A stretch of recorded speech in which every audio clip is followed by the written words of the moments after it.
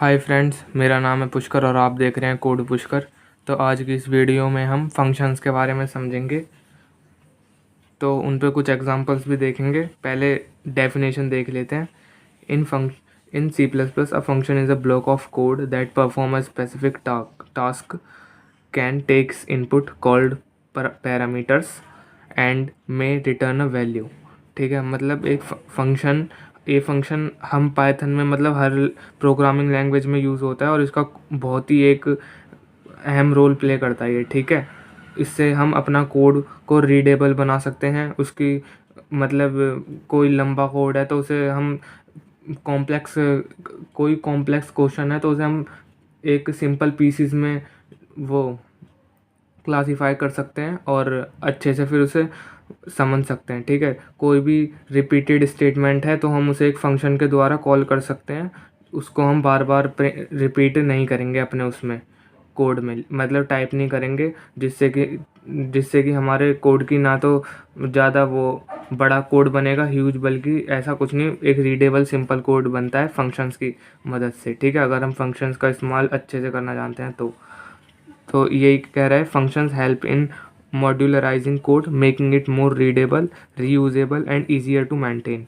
ठीक है, ये कोड को बहुत ही छोटा बना देता है और जो भी चीज़ हमारे कोड में बार बार रिपीट होने वाली होती हैं तो हम उसे एक पर्टिकुलर टास्क फंक्शन में उस टास्क को पर्टिकुलर फंक्शन में डाल देते हैं और फिर उसे हम फंक्शन को अपने मेन फंक्शन जो बनाते हैं हम उसमें कॉल कर देते हैं उस फंक्शन को। ठीक है, तो वो जहाँ पे भी हमें जितनी भी बार फंक्शन वो स्टेटमेंट की ज़रूरत पड़ेगी ना, तो हम उस स्टेटमेंट को उस फंक्शन के द्वारा कॉल कर सकते हैं उतनी टाइम्स। ठीक है, हमें वो पर्टिकुलर टास्क हर जगह टाइप करने की ज़रूरत नहीं पड़ेगी अपने कोड में। ठीक है, तो अब समझा देता हूँ मैं एक बार कि मैं किस बात क्या कह रहा हूँ एक्चुअली। ठीक है, तो सपोज़ करो कि ये है मेन फंक्शन और मुझे क्या करना है। ऐसा अभी मान लो। ठीक है, ये बस मैं एक एग्जांपल दे रहा हूँ, बहुत ही एक रफ एग्जांपल है। बस मैं ये समझाना चाह रहा हूँ कि हम फंक्शंस क्यों यूज़ करते हैं। ठीक है, कोड पे मत जाना भी, सिंटैक्स वगैरह पे। तो जैसे कि मुझे यहाँ पे ट्रायंगुलर वो एरिया ऑफ रेक्टेंगल निकालना है। ठीक है, तो मैंने एरिया ऑफ रेक्टेंगल का कोड लिखा और फिर उसे डिस्प्ले करवा दिया। ठीक है, सी आउट करके मैंने किसी वेरिएबल में उसका एरिया स्टोर करवाया और फिर उसे यहाँ पे डिस्प्ले करवा दिया। ठीक है, फिर मुझे आगे मैं कोड करता रहूँ, फिर मुझे आगे एक और बार ऐसा लग रहा है कि मुझे दोबारा रेक्टेंगल का एरिया मुझे चाहिए। ठीक है, तो क्या मैं उसको दोबारा करूँगा? अगर मान लो मैं कर भी देता हूँ और फिर मुझे तीसरी बार आगे ऐसा लगे कि मुझे रेक्टेंगल का एरिया दोबारा निकालना है, तो मैं क्या तीसरी बार भी यही करूँगा? मतलब दोबारा दोबारा बार बार जितनी भी बार चाहिए हमें किसी भी पर्टिकुलर कोई भी ऐसी चीज़ जो हमें बार बार रिपीट हो रही है हमारे कोड में, तो हम उसे बार बार थोड़ी ना लिखेंगे, मतलब बार बार टाइप नहीं करेंगे, बार बार हम अपना उसको लिख लिख के अपने कोड का लेंथ नहीं बढ़ाएंगे। ठीक है, उसको हम एक पर्टिकुलर फंक्शन में दे देंगे, उस टास्क को पर्टिकुलर फंक्शन में दे देंगे और उस फंक्शन को उतनी ही टाइम से अपने मेन फंक्शन में कॉल करेंगे जितनी टाइम्स हमें नीड है। ठीक है, तो मतलब मैं बार बार इस रेक्टेंगल के एरिया को नहीं डिफ़ाइन करूँगा अपने मेन फंक्शन में कि ये होता है। बस मैं एक फंक्शन बनाऊँगा, इसके ऊपर एक फंक्शन बना दूँगा और उसमें अपना एरिया कैसे निकलता है, एरिया ऑफ रेक्टेंगल, वो टास्क दे दूँगा और उसे उसके जो भी आंसर आएगा वो एक वेरिएबल में स्टोर कर लूँगा और उसको फिर मैं जहाँ पे भी मुझे अपने मेन फंक्शन के अंदर रेक्टेंगल के एरिया की ज़रूरत पड़ेगी उतनी टाइम्स मैं उस फंक्शन को कॉल कर लूँगा। ठीक है, अब समझा देता हूँ, एक एग्जांपल लेके समझा देता हूँ रफ, और फिर हम एक इसे लैपटॉप में भी समझेंगे। ठीक है, दो एग्जांपल के साथ लैपटॉप में समझेंगे। अभी मैं एक सिंपल एग्जांपल बता देता हूँ कि ये एक मेन फंक्शन है अपना। ठीक है, मुझे किन्हीं दो वेरिएबल्स का सम चाहिए। ठीक है, वेरिएबल्स इंटीजर होंगे हमारे, तो मैंने एक वेरिएबल डिफाइन कर लिया ए बी। ठीक है, अब मुझे यूज़र से मैंने मांग लिया इनपुट कि डिस्प्ले इनपुट दो, मुझे ए और बी की वैल्यू इनपुट दो। तो यहाँ पे मैं ए और बी को इनपुट लूँगा और अब मुझे इसका सम चाहिए। तो मुझे मान लो सम आगे तक बहुत बार चाहिए, तो मैं हर बार ये थोड़ी ना लिखूँगा अपने मेन फंक्शन में कि सम निकाल दो ऐसे कि sum equals to a plus b, फिर बाद में मुझे कहीं ज़रूरत पड़ेगी तो sum equals to a plus b, then display करवाओ सम को, फिर यहाँ पे कॉल करो, ऐसे ये नहीं करूँगा। मैं यहाँ पे फंक्शन बना दूँगा एक इंट टाइप जिसका रिटर्न टाइप होगा इंट। अभी मैं फंक्शन को डिक्लेयर कैसे करते हैं वो भी बताऊँगा, ठीक है। वैसे मुझे डिक्लेरेशन थोड़ी पहले बतानी चाहिए थी, पर सॉरी मैं उसे बताऊँगा अभी, ठीक है। तो मैं यहाँ पे समझ लो, वैसे यहाँ पे भी समझ सकते हो। तो हमें पहले तो डेटा टाइप लिखना होता है कि हमारा रिटर्न टाइप क्या होने वाला है, ठीक है। हमारे फंक्शन वैल्यू किस उसमें देगा, डेटा टाइप में, मतलब इंटीजर में देगा या फ्लोट में देगा या डबल में देगा, ठीक है। तो इंटीजर में देगा तो मैं इंटीजर रिटर्न टाइप ले रहा हूँ।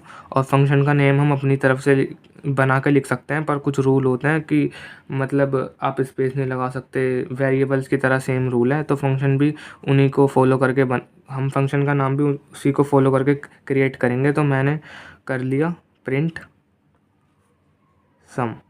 प्रिंट सम नाम का मैंने एक फंक्शन बना दिया। इसके अंदर मैं आर्ग्यूमेंट्स दूंगा। क्या आर्ग्यूमेंट्स लूँगा, मतलब फंक्शन जो मेरे फंक्शन में काम आएंगे, ठीक है। जिनसे जिन आर्ग्यूमेंट्स वो होंगे वो वेरिएबल्स होंगे इसमें, जिससे मिलके जिनकी हेल्प से मुझे अंदर की बॉडी में उनकी ज़रूरत पड़ेगी, उनकी मदद से मैं टास्क कंप्लीट कर पाऊँगा, ठीक है। तो मुझे सम चाहिए। सम के लिए मुझे क्या चाहिए, दो वेरिएबल, ठीक है, जिस ए और बी। तो मैं यहाँ पे इंट ए डिफाइन कर दूंगा इसमें आर्ग्यूमेंट्स में, और इंट बी। ओके, तो यहाँ पे इंट ए और इंट बी की एक कॉपी क्रिएट हो जाएगी। इसको कॉल बाय वैल्यू भी इसको बोलते हैं। तो call by value, call by reference एक अलग टॉपिक है, ठीक है। अभी आप समझो कि इसकी ए और बी की यहाँ पे एक कॉपी क्रिएट हो जाएगी। मतलब अगर मैं यहाँ पे ए की वैल्यू 2 डालता हूँ, बी की वैल्यू 3 डालता हूँ, तो वो यहाँ पे आ जाएगी, ठीक है। तो अब ये हो गया, अपने फंक्शन को कैसे डिफाइन करते हैं इतना बता दिया। अब इसके अंदर टास्क हमें जो भी देना है वो करली ब्रेसेस में देंगे, ठीक है। ये हो जाएगी अंदर की फंक्शन की बॉडी, जो भी हम इसमें लिखेंगे, ठीक है। तो हमें क्या करना है, दो वेरिएबल्स का सम निकालना है। तो सम कैसे निकालते हैं, पहले तो मैं एक सम नाम का वेरिएबल बना देता हूँ, इंट सम, ठीक है, जिसमें अभी 0 स्टोर है। ओके, देन मुझे एक सम चाहिए, तो sum equals to a plus b, बस, ठीक है। और यहाँ पे मैं प्रिंट करवा देता हूँ C out value of sum is, यहाँ पे मैं सम को कॉल कर दूँगा, ठीक है, क्योंकि सम की वैल्यू इसमें स्टोर है ना, ए और बी की जो ऐड करके वैल्यू आएगी वो इस सम नाम के वेरिएबल में स्टोर है। तो मैं सम को कॉल कर दूँगा और ये अपना फंक्शन कंप्लीट होगा। यहाँ पे इसे जो टास्क देना था हमने दे दिया, अब इसे कर लेगा इसे, ठीक है। अब मुझे ये अपने मेन फंक्शन में लाना है, ठीक है, क्योंकि कंपाइलर पहले मेन फंक्शन से अपना कोड रीड करेगा और हम इसे यहाँ पे कॉल कर लेते हैं प्रिंट सम। और यहाँ पे इसको मैं ए और बी आर्गुमेंट हमें यहाँ पे भी देने हैं, a b, okay. Then return 0 लिख के कोड ख़त्म कर दूँगा, ठीक है। ये था कोड। अब इसे एक बार और समझा देता हूँ। देखो, मुझे दो वेरिएबल्स का सम चाहिए, ठीक है। 2 हो सकते हैं, 3 हो सकते हैं। आप 3 चाहिए तो 3 वेरिएबल डिफाइन कर लेना, डिक्लेयर कर लेना यहाँ पे ए बी सी, ठीक है। मैंने अभी 2 निकाला है कोई, ठीक है। तो इंट मेन फंक्शन बनाऊँगा मैं, जिसके अंदर मैंने अपने 2 वेरिएबल्स डिफाइन करे हैं, उनकी मैं वैल्यू यूज़र से इनपुट लूँगा, ठीक है। और सीन फंक्शन का यूज़ करूँगा ताकि रीड हो सकें ए और बी की वैल्यू। और फिर कंपाइलर इन सबको जैसे ही रीड कर लेगा, रीड वगैरह सब कर लेगा, तो ये देखेगा प्रिंट सम क्या है। प्रिंट सम एक फंक्शन है, कंपाइलर इसे रीड करेगा तो वो पूरे कोड में प्रिंट सम नाम के फंक्शन को ढूंढेगा कि कहाँ पर है। तो इसे यहाँ पे मिलेगा प्रिंट सम नाम का फंक्शन, ठीक है। तो अब देखेगा कि इसने क्या टास्क दिया है करने के लिए। तो वो पढ़ेगा अंदर के आर्ग्यूमेंट्स की ए की वैल्यू जो भी हमने इनपुट दी होगी, सपोज करो 3 दे देता हूँ ए की वैल्यू और बी की वैल्यू 5 दे देता हूँ। तो वो पढ़ लेगा कि ए की वैल्यू 3 है, बी की वैल्यू 5 है, तो अंदर आएगा। अंदर हमने एक इंट सम नाम का वेरिएबल डिफाइन करा है जिसके अंदर 0 अभी है, ठीक है। तो अब ये है अपने को जो सम निकाल के देगा, ये formula sum equals to a plus b. तो ए प्लस बी हो जाएगा यहाँ पे 5, 3 + 5 8। तो सम के अंदर 8 स्टोर हो जाएगा, देन डिस्प्ले हो जाएगा अपना वैल्यू ऑफ सम, ठीक है, इस स्टेटमेंट की मदद से। ओके, देन हम जब इसे कॉल करेंगे ना, यहाँ पे तो जो डिस्प्ले होगा वो अपना कंसोल स्क्रीन पे शो हो जाएगा, जो भी हमने स्टेटमेंट डिस्प्ले करवाने के लिए दी होगी, ठीक है। अगर मान लो मैं यहाँ पे डिस्प्ले नहीं करवा देता, बस मैं यहाँ पे इस फंक्शन को डिफाइन कर देता हूँ सम की वैल्यू, लेकिन मैं उसे डिस्प्ले नहीं करवाना चाहता, ठीक है, डिस्प्ले नहीं करवाना चाहता और मैं फंक्शन को कॉल कर देता हूँ, तो डिस्प्ले नहीं होगा, ठीक है। और भले ही मान लो मैंने डिस्प्ले करवाने के लिए दे दी, लेकिन मैंने यहाँ फंक्शन कॉल नहीं करा, तो भी डिस्प्ले नहीं होगा, क्योंकि कंपाइलर पढ़ेगा सबसे पहले कोड को हमारे मेन फंक्शन से, और मेन फंक्शन में उसे कहीं फंक्शन का कॉल नहीं मिलेगी कि किसी फंक्शन को हमने कॉल भी किया है अपने मेन फंक्शन में, जब वो पढ़ेगा ही नहीं, ठीक है, तो वो इस फंक्शन तक पहुंच ही नहीं पाएगा, क्योंकि हमने उसे कॉल ही नहीं करा अपने मेन फंक्शन में, तो बस वो इतना कोड रीड करके बाहर हो जाएगा, ठीक है। तो इसलिए मेन फंक्शन में जो भी हमने फंक्शन अपना बनाया है उसको हमें मेन फंक्शन में कॉल भी करना है, ठीक है। जो भी हमें उसे टास्क दिया है करने के लिए उसको हम मेन फंक्शन में कॉल कर लेंगे, और जो भी चीज़ हम डिस्प्ले करवाना चाहते हैं वो डिस्प्ले हो जाएगा। तो ये है अपना एक सिंपल सा बहुत रफ एग्जांपल है, ठीक है। अब मैं इसे लैपटॉप में रन करके देखते हैं अच्छे से, वहाँ पे सिंटैक्स वगैरह के साथ, ठीक है। तो अब हम यहाँ पे एग्जाम्पल देखने वाले हैं जो भी हमने समझे थे, जिनका ड्राई रन अभी समझा था हमने, रफ एग्जाम्पल समझा था। अब हम इसे एक अच्छे से कोड में देखेंगे, ठीक है, कोड करके देखेंगे उस एग्जाम्पल को। दो एग्जाम्पल समझेंगे, पहले तो सम प्रिंट करेंगे फंक्शंस का यूज करके, और फिर उसके बाद एरे प्रिंट करेंगे हम फंक्शंस का यूज करके उसको भी, ठीक है। तो पहले अब स्टार्ट करते हैं कोड। तो पहले अब यहाँ पे हेडर फाइल्स इंक्लूड कर लेते हैं, sorry, include iostream, name space STD use करेंगे। अब मैं इंट एक मेन फंक्शन बना रहा हूँ, तो यहाँ पे दो वेरिएबल्स बना रहा हूँ, ए एंड बी, जिसमें जिसके द्वारा हम सम करेंगे, जिनका हम सम निकालेंगे, ठीक है। तो एक वेरिएबल डिफाइन करता हूँ ए और एक करता हूँ बी, इनकी वैल्यू इनपुट लूंगा यूजर से, तो यहाँ पे डिस्प्ले करवाऊंगा कि इनपुट दो ए एंड बी को, एंटर दी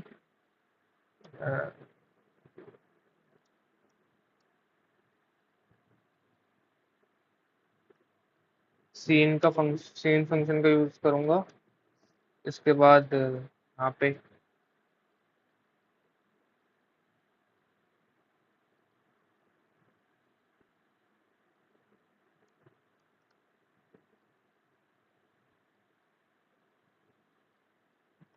हाँ, तो मैंने इनपुट ले लिया है। ए एंड बी को इनपुट जैसे जिस तरीके से लेंगे, ठीक है, उसके वो स्टेटमेंट मैंने लिख दिए सी इन और सी आउट फंक्शन का यूज करके। अब मैं यहाँ पे एक रिटर्न 0 करूंगा, ठीक है। तो सम निकालना है मुझे फंक्शंस का इस्तेमाल करके, तो अब मैं एक फंक्शन क्रिएट करूंगा इंट मेन के ऊपर, ठीक है। जरूरी नहीं हो ऊपर ही हो, नीचे भी कर सकते हैं, ठीक है, पर जनरली यही तरीका है कि सब ऊपर ही करते हैं, तो इसलिए ऊपर ही कर रहा हूँ।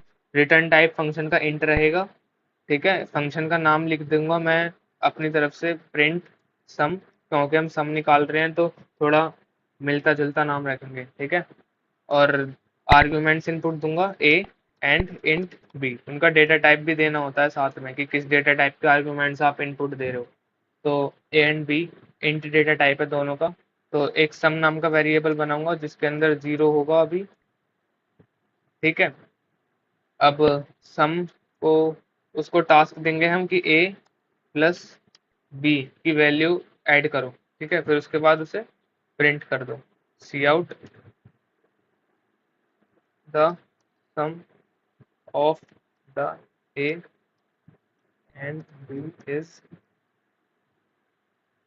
यहाँ पे मैं सम को कॉल कर दूंगा क्योंकि ए एंड बी का सम अपना इस सम नाम के वेरिएबल में, ए एंड बी जो हम ऐड कर रहे हैं उसकी वैल्यू सम नाम के वेरिएबल में स्टोर हो गई होगी, तो मैं अब यहाँ पे सम को कॉल कर दूंगा, ठीक है।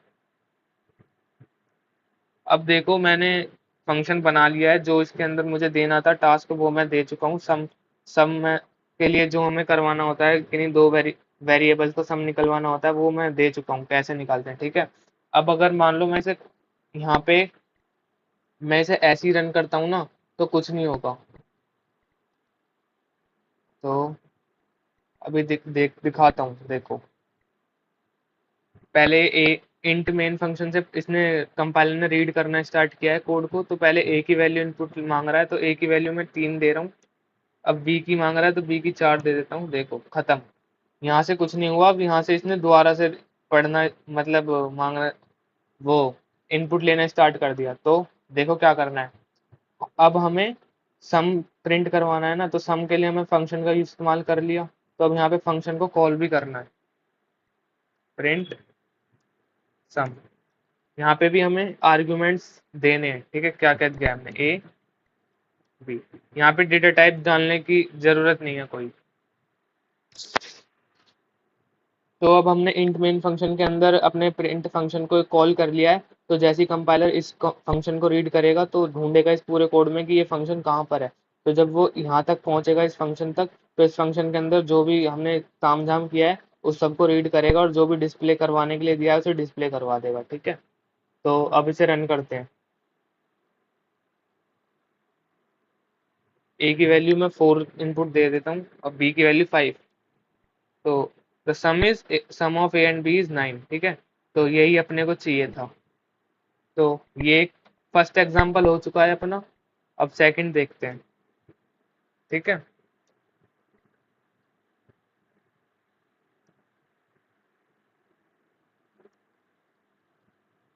एग्जांपल नंबर सेकंड देखते हैं, जिसमें हम अपना एरे प्रिंट करवाएंगे।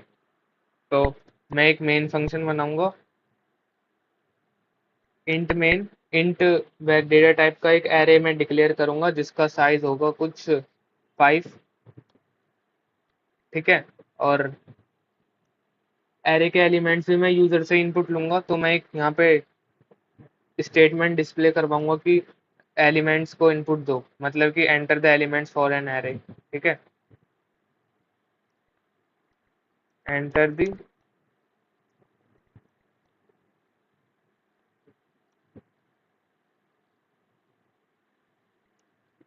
ओके।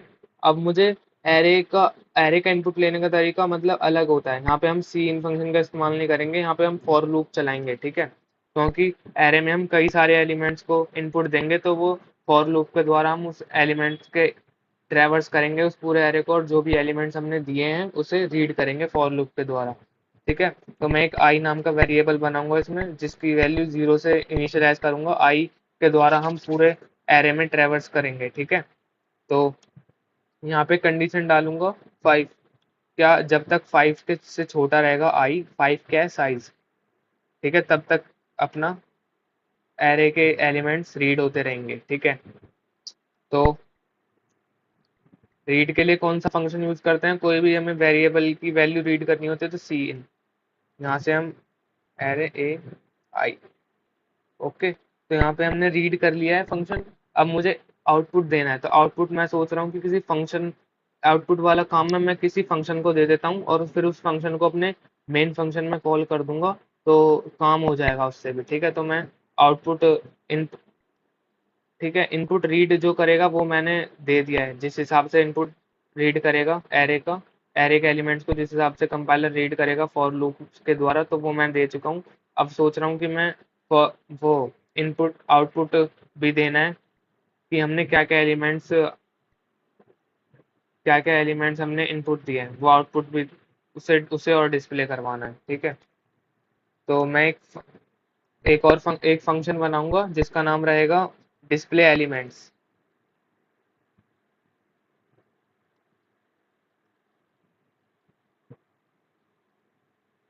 इसके अंदर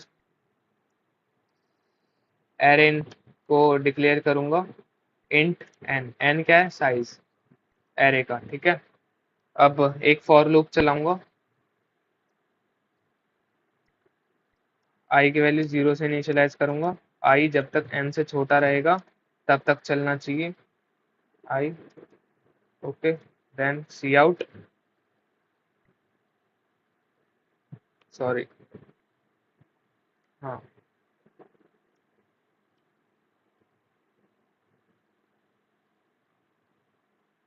तो अपना डिस्प्ले करवाने वाला एलिमेंट हमने फंक्शन का काम उसको दे चुके हैं, ठीक है, कि हमें किस तरीके से एलिमेंट्स को डिस्प्ले करवाना है, एरे के एलिमेंट्स को, ठीक है। अब हम इस फंक्शन को अपने मेन फंक्शन में कॉल करेंगे सबसे नीचे।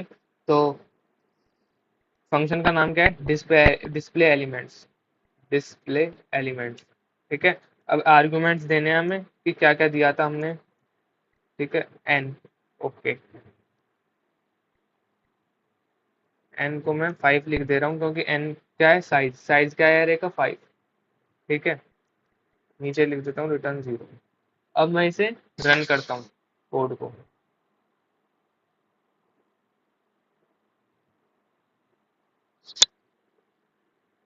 एलिमेंट्स एलिमेंट्स इनपुट करता हूँ मैं एरे के लिए, 2 3 4 5 6, हाँ। तो साइज था 5 और ये अपने एलिमेंट्स आ चुके हैं जो हमने इनपुट दिए थे, ठीक है। तो मैं एक और स्टेटमेंट ऐड करना चाहता हूँ कि जो हमारे द्वारा जो रिप्रेजेंट करेगा कि हमने क्या क्या एलिमेंट्स इनपुट दिए हैं, ठीक है। तो मैं यहाँ पे लिख दूंगा उसे, सी आउट, यहाँ पे नहीं, सॉरी, यहाँ से यहाँ पे लिखूंगा,